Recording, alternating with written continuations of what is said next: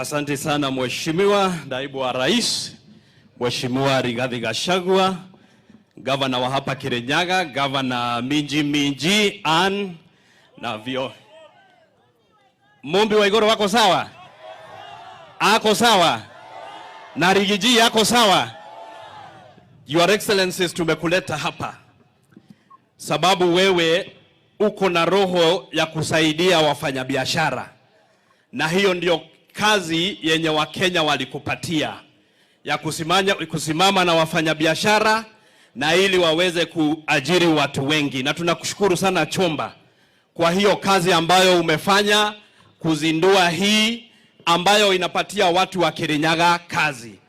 Na andu a Kirinyaga kai mukenaga atia ni kuria kabagara uguo niguo muikaraga mukenete? Ona ithuĩ tureherwo kabagara kuria Nyeri, ona ithuĩ tugaikaraga tukenete.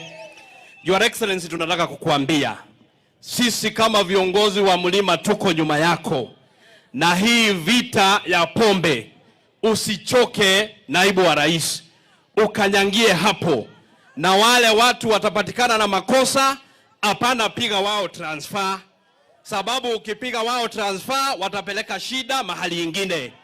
Your Excellency, tunataka kukuambia hao watu chukua upeleke watu kwa bibi yao, waende wakapeleke hiyo shida huko, sababu ukipeleka kaunti ingine watapeleka hiyo shida huko. Mumesema waende nyumbani, sababu hatuwezi kubali watoto wetu wanakufa kwa pombe.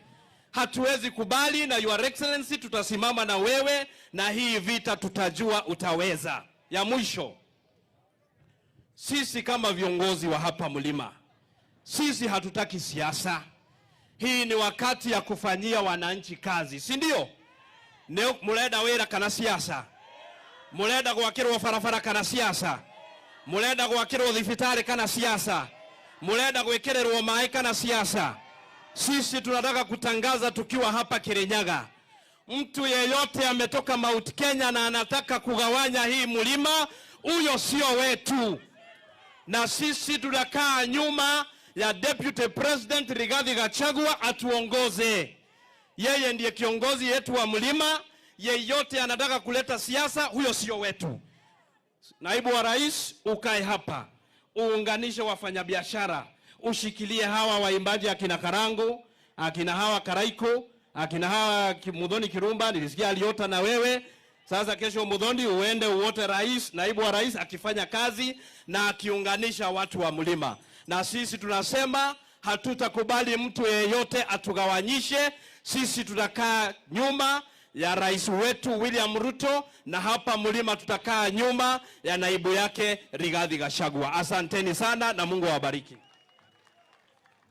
Asante Mheshimiwa. Nilikuwa nimeona Mheshimiwa wa Mbere South hapa, sijui kama bado ako nasi, akuja asalimiane.